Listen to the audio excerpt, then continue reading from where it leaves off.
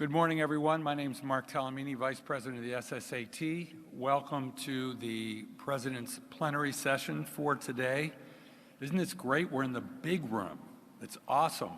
The only problem is it's really hard to see with the lights, but this is a great room for us to be in. I look forward to a great plenary session this morning. Going to have to be strict with our timing because we have a very busy morning. So if I cut you off, I apologize in advance for that. Our first paper is Feasibility and Safety of Tailored Lymphadenectomy Using Sentinel Node Navigated Surgery with a Hybrid Tracer in, Technetium 99M and Indocyanine Green in high-risk T1 esophageal adenocarcinoma patients.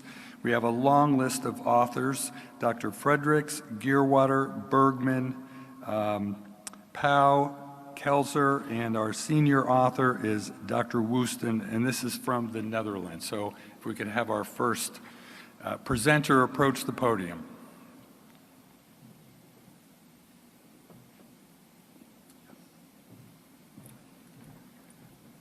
Well, good morning, everyone. My name is Charlotte Fredericks, and I'm a resident in training at the Department of Gastroenterology at the University Medical Center in Utrecht.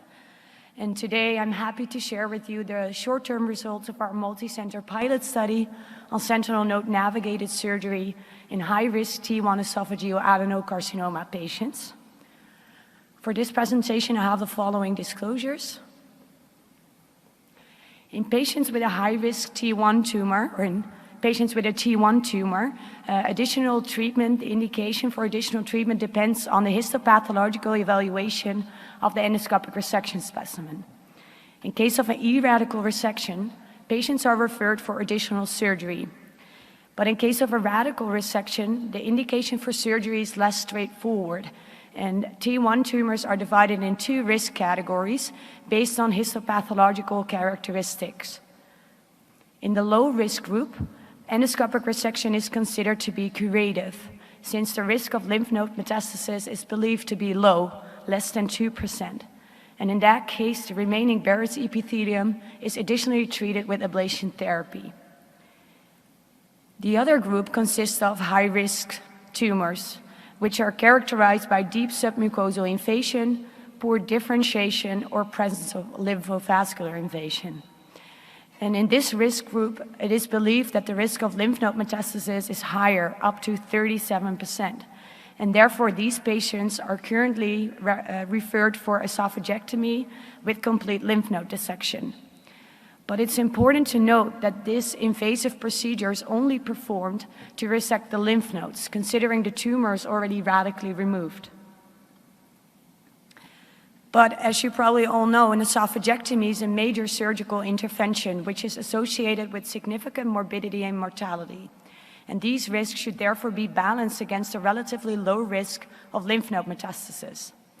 In other words, the resection of the esophagus is unnecessary in a large subset of patients, and patients would preferably receive less invasive and more tailored therapy.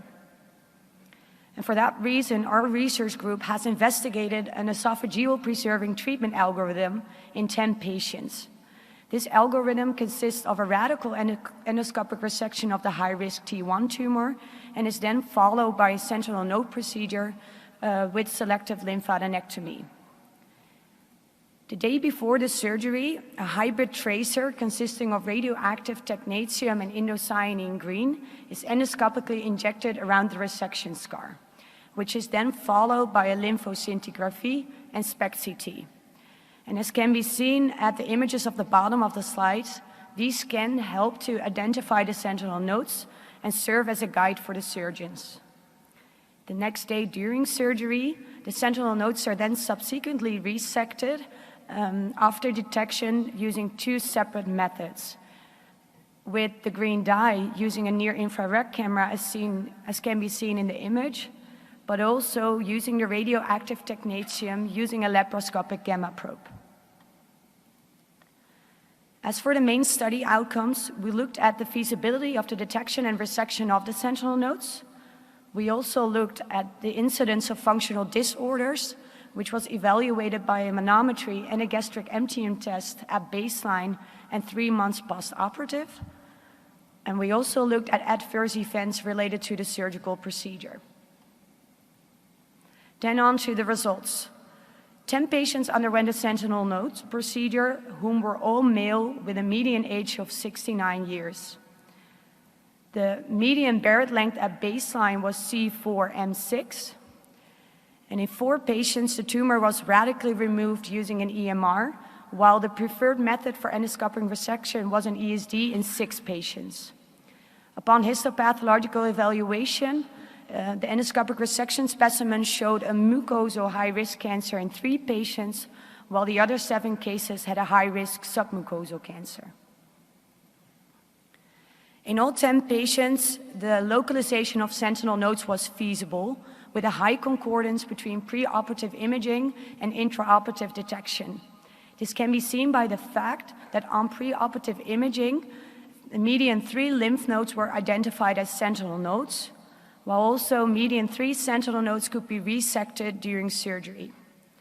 However, in 1 patient, the dissection was considered incomplete after 2 sentinel nodes could not be identified intraoperatively.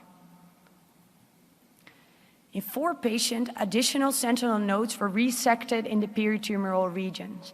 These lymph nodes were not identified as sentinel nodes upon preoperative imaging due to the high background radioactivity at the injection site.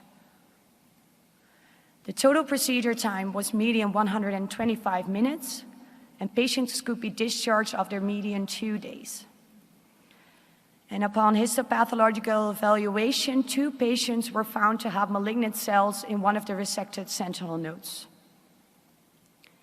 As for safety, none of the patients developed any functional disorders of the esophagus or stomach after surgery, and there was only 1 patient who developed a complication, which consisted of prolonged neuropathic pain, which improved after an intercostal nerve block. And last but not least, there was no mortality.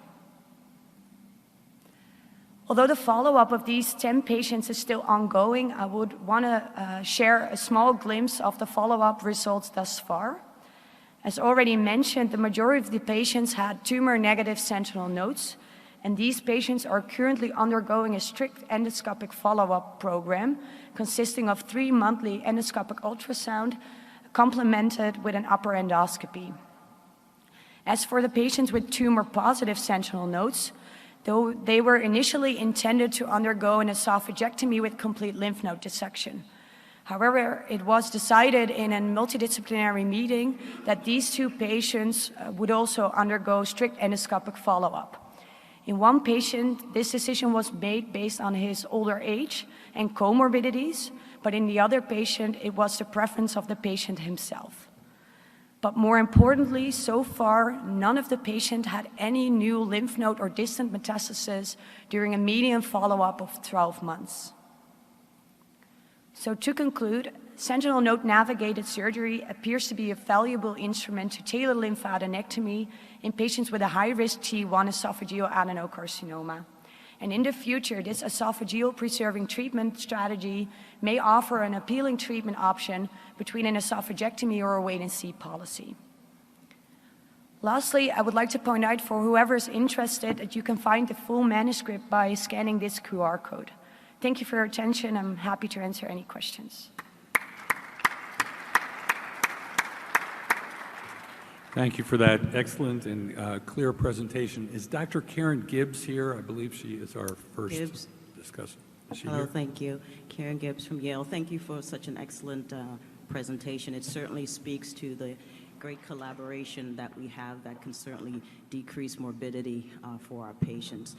I have 2 questions for you. One, you mentioned that you had esophageal and gastric function as one of the outcomes, and I wanted to get a sense as to what your concerns were in respect that this was a lymph node dissection and not necessarily something that should ultimately, so if you had any other thoughts. And then also, the next stage is for these patients who are going to be monitored in the multidisciplinary team. Are you seeing this as the potential future of where we may not even need to go to the lymph node dissections, and what are your thoughts? Thanks. Thank you for those questions. To answer your first question, the reason we incorporated those functional tests was to make sure that during the procedure, the vasculature of the esophagus can be damaged. So that was the reason to incorporate those functional tests, just to make sure that those patients didn't had any functional disorders. And we also added an extra upper endoscopy 7 days post-procedure after the sentinel node procedure to see if there wasn't any ischemia of the esophagus or stomach. So it was just really safety precautions. And to answer your second question, if I believe that the sentinel node procedure would be the way to go to the future, that's a very difficult question to answer, because I believe we're still very in the starting phase of this concept for esophageal cancer. I do believe that with these results from this feasibility study, that these are promising results, so it's definitely something we need to look into the future. But currently in Europe, we also have an ongoing trial which looks into a watchful waiting strategy for this specific patient category with endoscopic ultrasounds and upper endoscopies. The preferred trial, which is run by the Amsterdam UMC, Dr. Roos Pauw and Manwai Chan. And these results will be shown this Tuesday, I guess, on this conference. And that is also something I believe that might have the future. So I think we have to see in the longer run what the results of that trial will be. And we're also planning on doing another trial with this sentinel node procedure to see which of the two strategies might be best for these patients. Great, thank you. We have time for one more question. I'm not sure who was first. Can I just ask a quick question? I think I was here first. Elijah Stewart, San Francisco. What was your approach for these sentinel nodes? Was it thoracoscopically, laparoscopically? What was that? It's very exciting. Thank you. Yeah, it was either thoracilaparoscopically or robotic surgery, depending on the hospital where the procedure took place. Because in one center there was more expertise in the robotic surgery, and in the other they had more expertise in laparoscopically. I think we do have time for that other question. No? Okay, hi, Greg Kennedy here from University of Alabama, Birmingham. I'm going to ask the question, forgive me if it sounds a little ignorant, but because I am ignorant in this. So number one, how do you know that you actually have one sentinel node in esophageal cancer?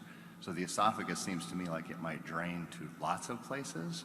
So how do you know the sentinel node is truly reflective of the sentinel node? Number two, how often did you find multiple nodes that were either radiosensitive or whatever? Yeah, as I've shown, the median number of sentinel nodes that were detected was 3. So in all patients, they had multiple sentinel nodes, because you're completely right that the lymphatic drainage network of the esophagus is complex. So typically what we see is that patients have more than one sentinel node upon the preoperative imaging. And then it could also be that we found additional sentinel nodes in the peritumoral region using that green dye. So yeah, typically there are more than one sentinel nodes. Great. Thank you, Dr. Fredericks. Great Thank you.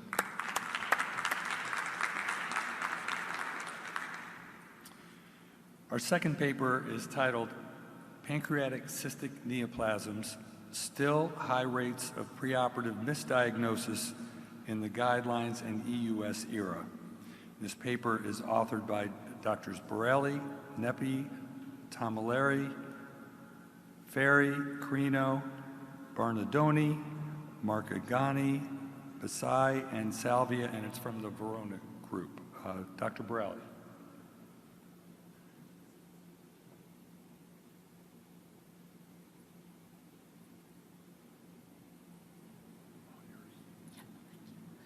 Thank you very much for the introduction.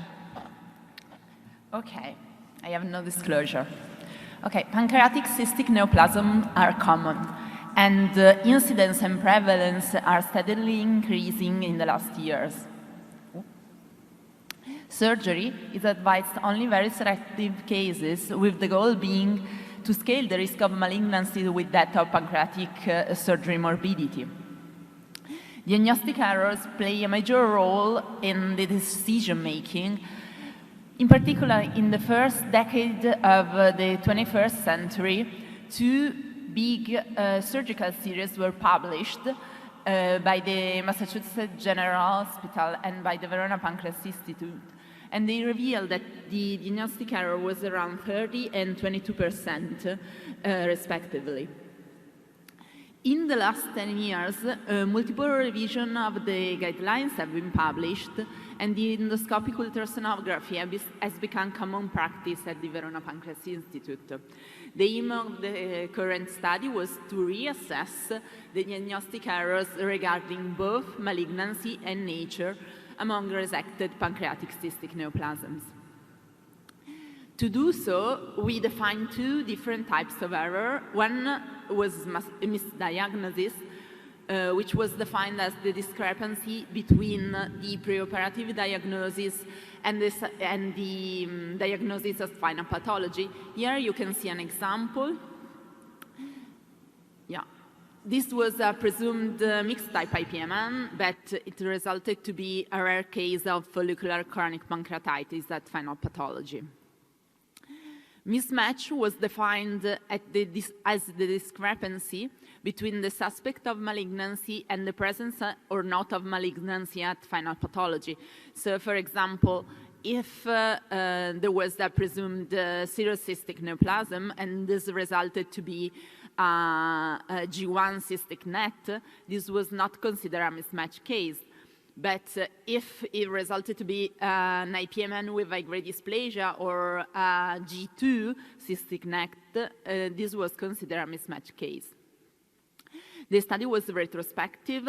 Between 2011 and 2020, all patients who underwent pancreatic resection for a presumed pancreatic cystic neoplasm were included. Overall, 600 patients were included. Half of them underwent US, and most of them with fine needle aspiration or fine needle biopsy. The most common diagnosis, the most common indication for surgery was an IPMN in almost half of the cases, followed by MCN, SPT, SCN, and cystic net were pretty rare. Only 13 cases were included. Misdiagnosis overall was 19%, while mismatch was 34%. Misdiagnosis was more common in some specific type of PCN, and this was in line with our previous study. In particular, was higher for presumed cystic net and then for serocystic neoplasm. The presumptive diagnosis of solid pseudopapillary neoplasm was mostly correct. When we analyzed the overall cohort and we compared patients who underwent a radiological workup alone and those who underwent both a radiological and an endoscopic workup, there was no difference in misdiagnosis nor in mismatch. This was probably due to the fact that the US was performed mainly for cysts presenting with event-centered features, so in more difficult cases. In fact, when we compared, when we analyzed only the patient who underwent US and compared pre- and post-procedural results, there was an improvement both in misdiagnosis and in mismatch. Here, a table showing all the correct and incorrect diagnoses. What I would like to point out is that in 7 cases, a presumed SCN resulted to be a malignant entity. It's a bit reassuring is that all these cases had some worrisome features. So 3 were symptomatic, 2 were quite big, and 2 developed a solid component during surveillance. Regarding MCN, those with malignant features, according to the European guidelines, harbored low-grade dysplasia in 60% of cases, while IPMN with high stigmata, according to the international guideline, harbored low-grade dysplasia in a quarter of cases. Our results are in line with the current literature. Here are recent meta-analysis where the pool rate of malignancy was 60%, implying that there is space for surveillance in most cases of IPMN. And also, with regards to IPMN, iris stigmata showed once again to have low specificity and low sensitivity. So should the guidelines recommendation be revised? To conclude, diagnostic errors are still common for resected PCNs. Morphological and clinical information alone still poorly frames actual targets for cancer surgery, and hopefully the development of new reliable biomarkers will present the next revolution in pancreatic cystic neoplasm management. Here, a study where next generation sequencing of pancreatic cyst fluid was able to discriminate advanced neoplasia with a sensitivity of 88% and a specificity of 99%. So this is not the future, this is the present. Thank you very much for the attention. I will happy to take any question. Thank you. Very clear presentation. The paper will be discussed by Matt Walsh from the Cleveland Clinic.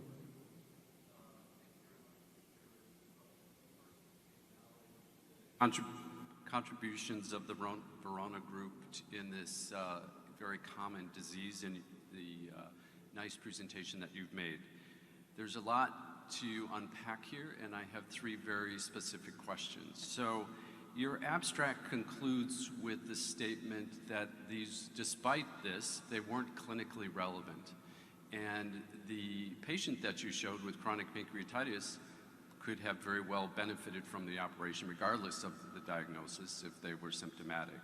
So what is the group that is the regrettable surgical patients, and where are you aiming your studies? Is it really the 24% with high-risk features in IPMN that had low-grade dysplasia, or is it the 58%? We're not sure why they were operated because they didn't have high-grade features who had low-grade dysplasia? That would be my first question. Okay, thank you. I think that the goal here is to avoid surgery for benign entities. And we know that the only true benign entities are serocystic neoplasm, and all the other have a malignant potential. But we think at the Verona Pancreas Institute that there is no reason to operate on a low-grade dysplasia patient, you know? So this is what we really would like to avoid. Okay, my next question, in 2023, who should get an EUS, since half your patients did not, and it didn't help you, you don't think you're in your decision-making, and if they get an EUS, what should happen with the fluid today? I think that only patient in which the diagnosis is uncertain, or in which there are some worrisome features or iris stigmata that should undergo a EUS before surgery, or also to continue follow-up. And yeah, I don't think that the conclusion is that EUS is not useful, but it's not useful in all. There are some cases, for example, big microcystic lesion that we can recognize very well them only with radiological workup, but there are other cases more complex where we use the EUS. So yeah, where the diagnosis is uncertain, or where some worrisome and features and iris stigmata appears. And lastly, the group of patients who a misdiagnosis is a very big problem, which drives some of the resections, I believe, is the group of patients you chose not to operate on, but the misdiagnosis is actually they're harboring a cancer. Yeah. So can you give us the data on your follow-up of patients who were not operated? Unfortunately, not. It's quite a difficult data to retrieve, but fortunately, it's a really small number of patients. You hope. Yeah, we hope, but we usually keep them in follow-up. Thank you. Other questions for Dr. Baretti?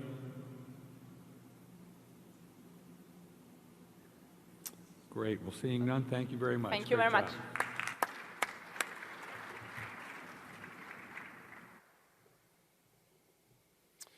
Our third presentation for this session is one-year follow-up in 3 phase 1B/2A clinical trials of ex vivo expanded allogeneic bone marrow-derived mesenchymal stem cells for the treatment of fistulizing Crohn's disease. And this is from the Cleveland Clinic, Dr. Leitner, Dr.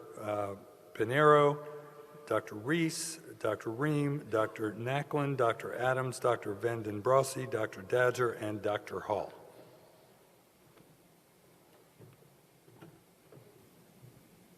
Thank you, and thank you for the opportunity to present our work.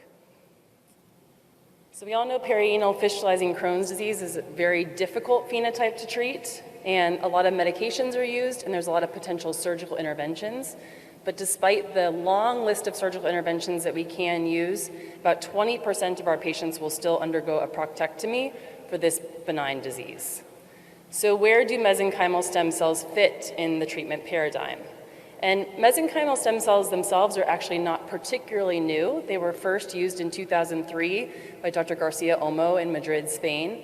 And they first treated a patient that was quite refractory. She had a rectovaginal fistula. And they gave her a single injection of mesenchymal stem cells, and the patient had healed within 3 months. So there was a lot of energy and enthusiasm around this because this is such a difficult phenotype to treat. And there were a lot of subsequent phase 1, phase 2, and phase 3 clinical trials from which we actually learned quite a bit about mesenchymal stem cells. From the phase 3 clinical trial, that was a randomized placebo-controlled trial, we learned that mesenchymal stem cells are certainly safe. The most common adverse event was that patients had perianal pain, which is something that we have with any surgical intervention that we do, and a very small proportion of patients would develop an abscess. We also learned that mesenchymal stem cells were effective, and there were statistically significant improved rates of healing with mesenchymal stem cells versus placebo. And the last thing we learned is that it was minimally invasive outpatient surgery with no risk of incontinence as compared to some of the other surgical interventions that we do.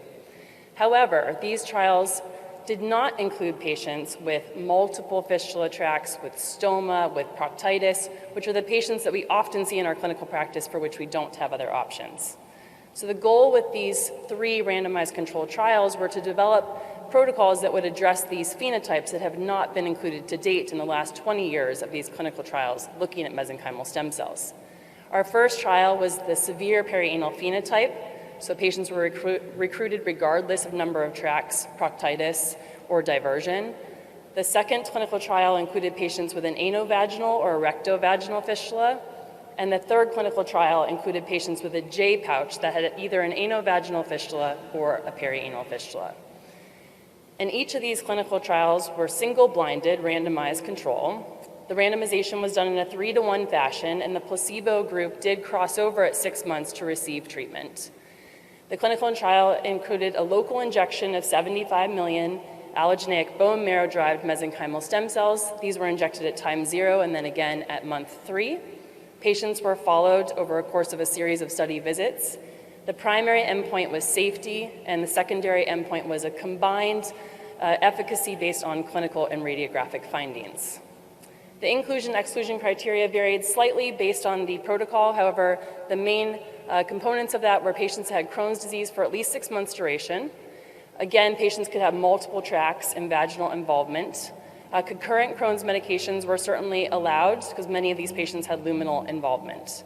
The exclusion criteria really only included patients with really severe anal canal disease for which we couldn't get a rectal dilator in to close the internal opening, and these were patients that were requiring outpatient dilation. So what does this look like in the operating room? The cells would arrive to the operating room. We have to first ensure that they've been temperature controlled on transport. Sometimes the cells will clump slightly, so you gently agitate the vial to make sure they get back into that single cell suspension before we inject them.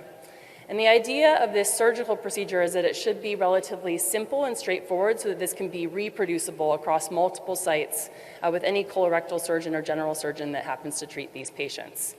The back table setup is very straightforward. Again, there's some curettes, there's some lighted retractors, some fistula probes, and we make sure that we actually do not use our standard surgical prep such as betadine or chlorhexidine because this actually does kill the cells. So instead we'll use either normal saline or some baby shampoo to prep the patient. So the patients, most of them coming in do have a aceton in place because we placed aceton first in the setting of perianal sepsis. If they did not have aceton in place, then we would not have to do the removal of aceton at the time of the surgery. Most patients are placed in the lithotomy position unless the patient has a vaginal component at which we would flip the patient into a prone position. We first looked at the anal canal, ensured there was no significant stenosis. We obviously identified the fistula tract. Now, one key component of the surgical aspect of this is to really extensively debride the fistula tract. You want to de-epithelialize that tract before you do your injection.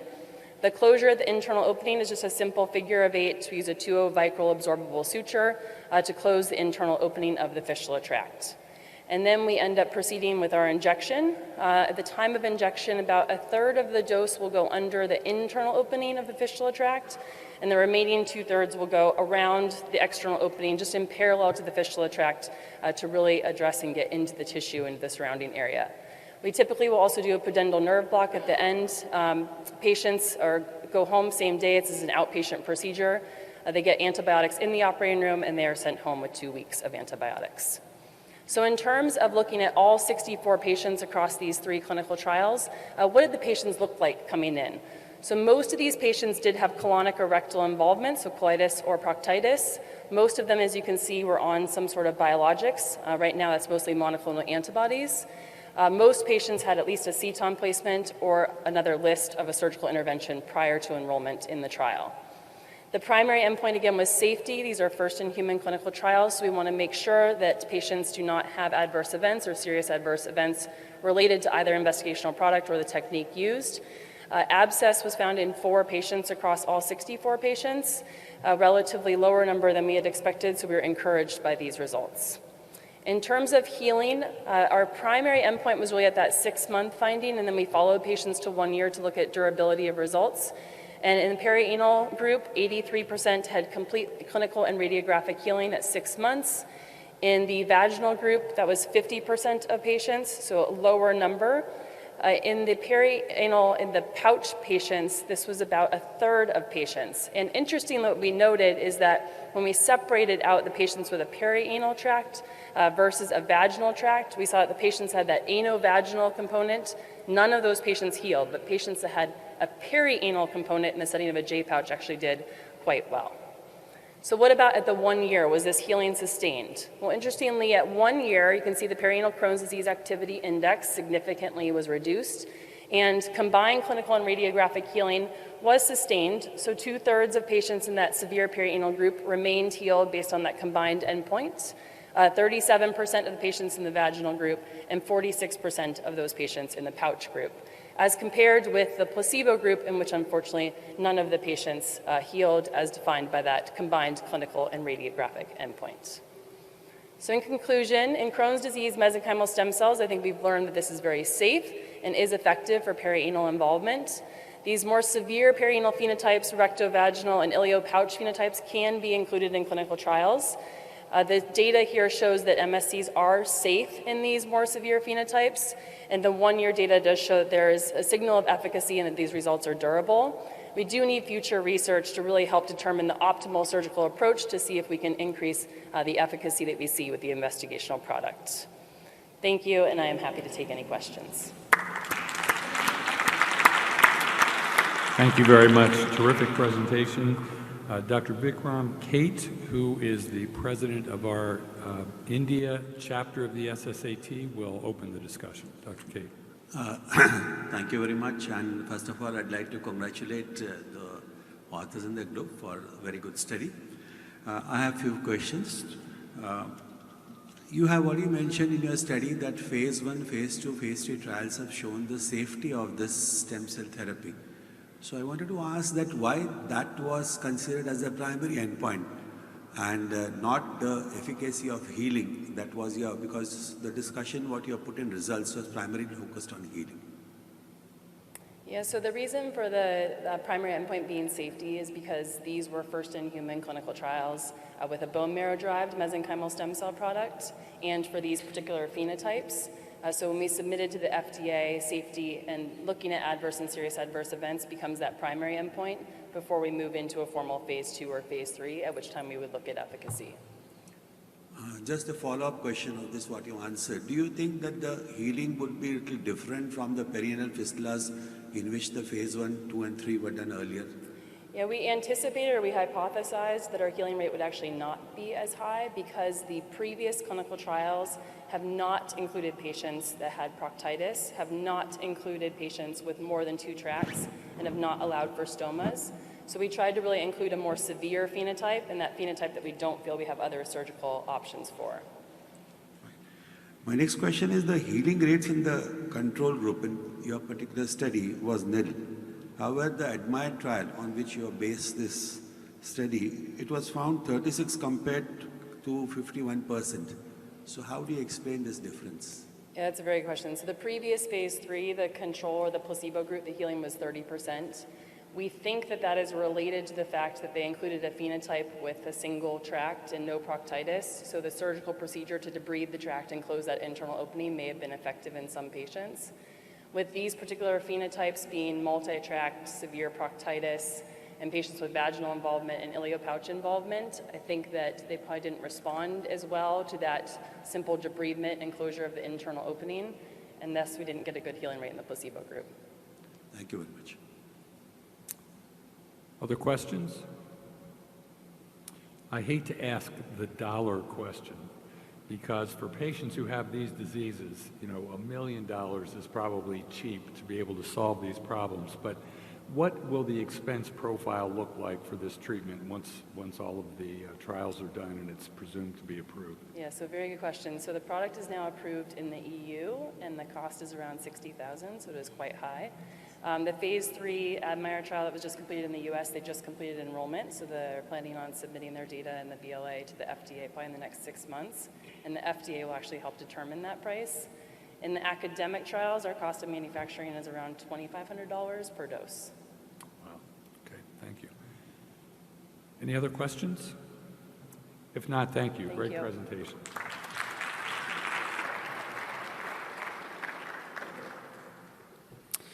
Final presentation for our session this morning is Predictors of Insufficient Future Liver Remnant Hypertrophy After Partial Vein Embolization. This is work from the MD Anderson group, Dr. Ayabi, Dr. Haddad, Dr. Newton, Dr. Lin, Dr. Zhang, Dr. Chun, Dr. Odasio, Dr. Valthi, Dr. Newhook, and Dr. Tran Chow.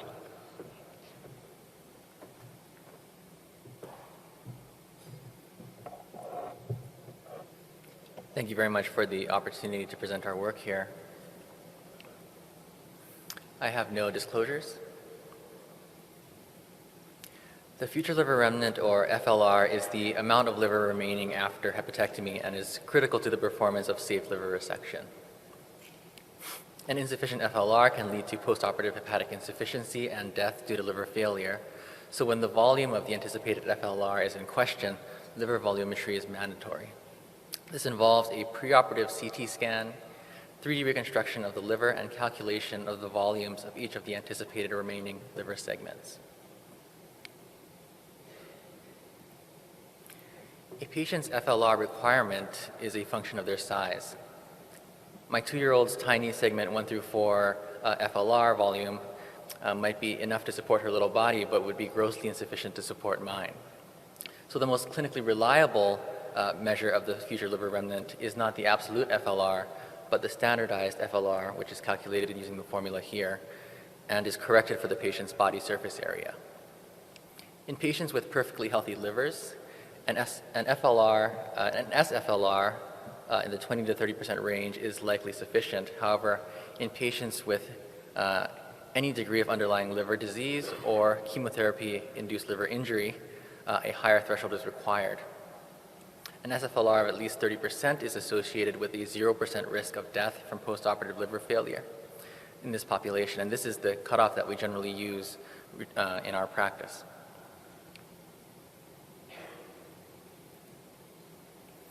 If the SFLR is inadequate, the most common method to induce hypertrophy is portal vein embolization. There are a variety of techniques. We prefer percutaneous ipsilateral access of the right portal venous system, followed by embolization of the distal branches with microparticles and coiling of the anterior and posterior sectoral branches of the right portal vein. The segment 4 branches can also be embolized for additional hypertrophy if needed, in particular if a trisegmentectomy is anticipated. The speed of liver hypertrophy following PVE reflects the regenerative capacity of the future liver remnant and is a strong predictor of post-hepatectomy liver insufficiency. This is referred to as the kinetic growth rate, or KGR, calculated as the difference between the pre- and post-PVE SFLR divided by the elapsed time in weeks. A kinetic growth rate of 2% was identified on ROC analysis and is associated with a 0% risk of postoperative hepatic insufficiency and a 0% rate of death due to liver failure.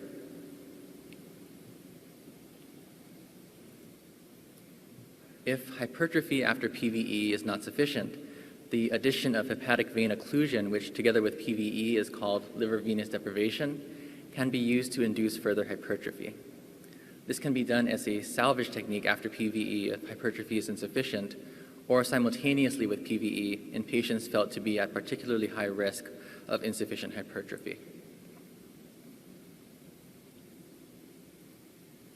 This is our group's early experience using liver venous deprivation as a salvage procedure to induce additional FLR hypertrophy after PVE. In every case, the FLR hypertrophied further after hepatic vein occlusion by an additional 7 to 10%. Several centers have advocated for liver venous deprivation to be used somewhat indiscriminately in all patients with an insufficient FLR. And we have indeed begun using upfront LVD for patients we feel are at very high risk of insufficient hypertrophy. However, we have not adopted a universal approach because hepatic vein embolization represents an additional procedure that is not without risk and frankly may not be necessary for a large number of patients. Our goal here was to provide data to inform which patients truly may benefit from liver venous deprivation by identifying clinical pathologic factors associated with inadequate SFLR and KGR after portal vein embolization alone. To do so, we evaluated 538 patients who underwent portal vein embolization at our center in anticipation of hepatectomy. We excluded patients who were missing either pre- or post-PVE volumes, or who did not have a documented height or weight in order to calculate body surface area, as well as patients who had undergone liver venous deprivation, which left us with 477 patients, of whom 339 underwent hepatectomy and 138 did not. We chose to evaluate the two endpoints of SFLR and KGR separately, starting with SFLR. The majority of patients in this cohort achieved a post-PVE SFLR of at least 30% after a median period of 4.4 weeks. The most common histology was metastatic colorectal cancer, and the majority of patients did receive neoadjuvant chemotherapy. On univariate analysis, underlying liver disease, tumor histology, extended segment 4 PVE, pre-PVE SFLR, and grossly normal liver appearance as documented by the surgeon were each associated with not achieving a final SFLR of at least 30%.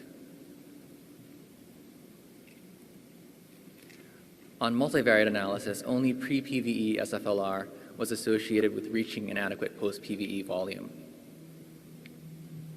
So using this as our variable of interest, we then did a ROC analysis and we identified a cutoff of 19%, which was 90% sensitive and 76% specific for achieving a post-PVE SFLR of at least 30%. You can see that patients who had a starting SFLR of at least 19% clearly had a higher median post-PVE SFLR at 37, as compared to 23 in patients who fell below the pre-PVE 19% cutoff. And upwards of 80% of these patients who had a starting SFLR of at least 19 achieved a final post-PVE SFLR of at least 30%.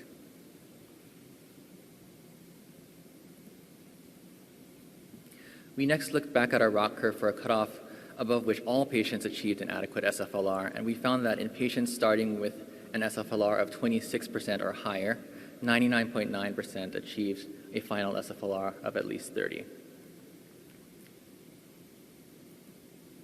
We next looked at the kinetic growth rate.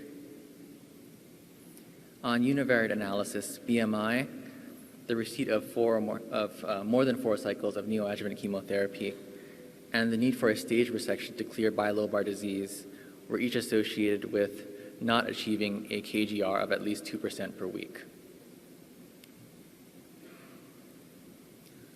On multivariable analysis, only the need for stage resection was associated with an inadequate KGR. You can see that the majority of patients for whom a stage resection was not planned obtained a post-PVE KGR of at least 2%. There are a few rational reasons for this. The first is that in patients who undergo a stage resection for left-sided disease, the future liver remnant that needs to hypertrophy has been damaged by surgery, which likely curtails its regenerative capacity. In addition, depending on the size and number of tumors in that left liver, and whether the CT scan was done prior to or before surgery, a stage resection can artificially inflate the pre-PVE SFLR and artificially reduce the KGR calculations. So in summary, pre-PVE SFLR less than 19% is predictive of an adequate post-PVE SFLR. On the other hand, pre-PVE SFLR of at least 26% is associated with a 99% rate of adequate post-PVE SFLR. And finally, staged hepatectomy increases the risk for inadequate kinetic growth rate.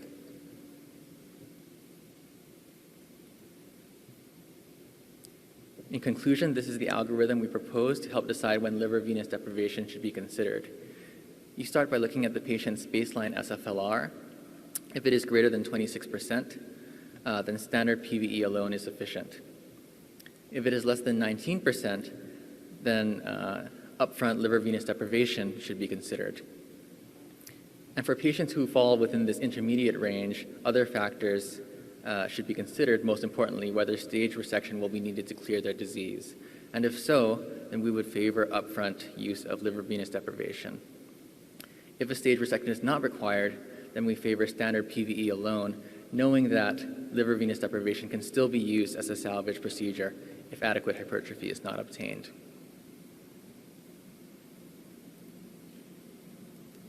Thank you very much for your attention. I'd be happy to take any questions.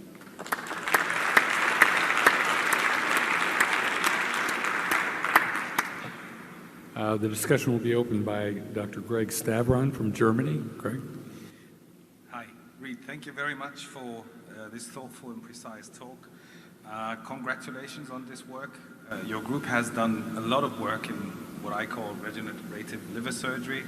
So we have all learned a lot from this, and this adds to the knowledge we have. You've drawn some conclusions that I don't necessarily fully agree, and I want to discuss them with you. Fortunately, we have a lot of time to discuss that, so because everybody else was so quick. So question one, should regenerative liver surgery really be considered as a rule in patients with an SFLR of at least 26%? If you look at your graph that you've shown us, 0 out of 30 patients with a healthy liver had any problem, just the patients, the ones without previous chemo. However, patients who have received chemo and have an SFLR between 20 and 30% are at an increased risk. So especially in this patient group between 20 and 30%, the randomized LIGRO trial demonstrated a clear benefit from a rapid resection owing to rapid liver growth. So two-stage surgery cannot necessarily help in this. And referring to this slide, 1/3 of patients you had in your group did not go to operation.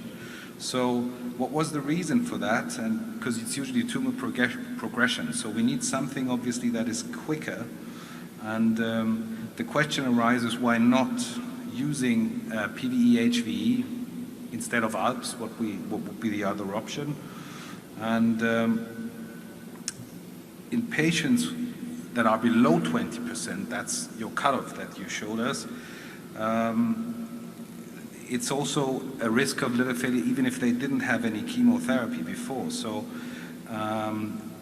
we have data from the DRAGON trial that PVE-HV is safe and superior in PVE in terms of increased resectability and better survival, even survival. So is it not time to replace the PVE approach towards a PVE-HV approach? So that's the first set of questions I have for you. All right, that's a lot of questions, but I'll try to start at the beginning. Correct me if I missed something, please. So starting with the 26% cutoff, I do agree that if a patient has not received any chemotherapy, they have a perfectly healthy liver, then it would be reasonable to proceed with upfront surgery. Unfortunately, that accounts for a small minority of our patients. We do a lot of resections for colorectal liver metastases. Most of them, as you saw in our data, have been treated with neoadjuvant therapy.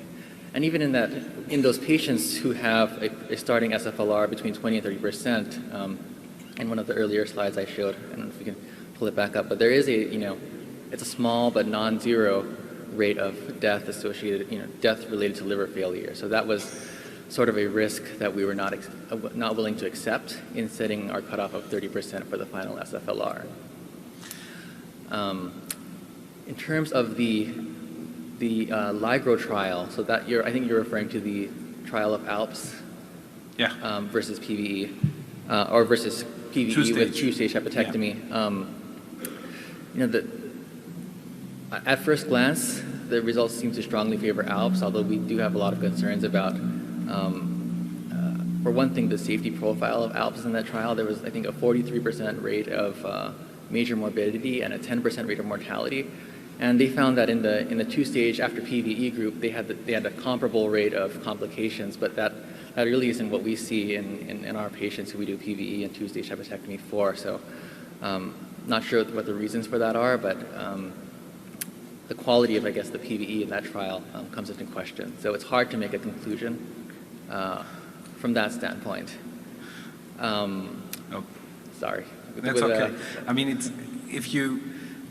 we are living in a surgical world, so you have on the one side, the oncologist would make it simple. LIGRO is a randomized controlled trial, a multi-center trial, so that's the results. Yeah. So now you're talking about a single, I totally agree that your data are very sound and very good, but this is a randomized trial, and actually mortality was not 10%. We're still having this in mind of over 10-year-old data from the first, it's not that dangerous anymore. And mortality was the same as in the stage group with PVE. So I think surgery after hypertrophy concept is very dangerous, but it's the only option we have for those patients. So if we go to the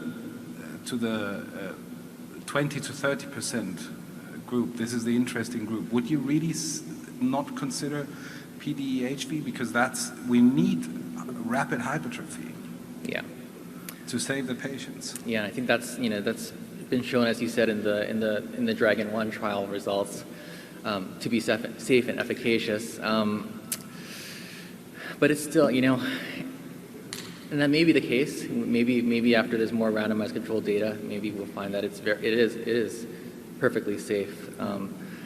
But I think there was still, a 30 to 40% rate of major complications with the combined PVE-HV results in that trial. And basically one complication, which was a slip in the DRAGON 0 data. That's a safety study.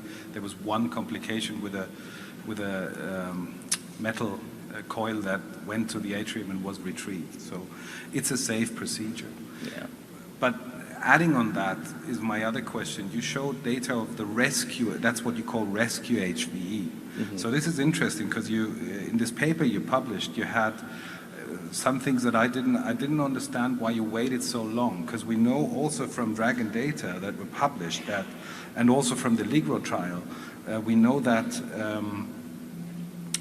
after the first 10 days, if you don't have a hypertrophy after PVE, you don't get more.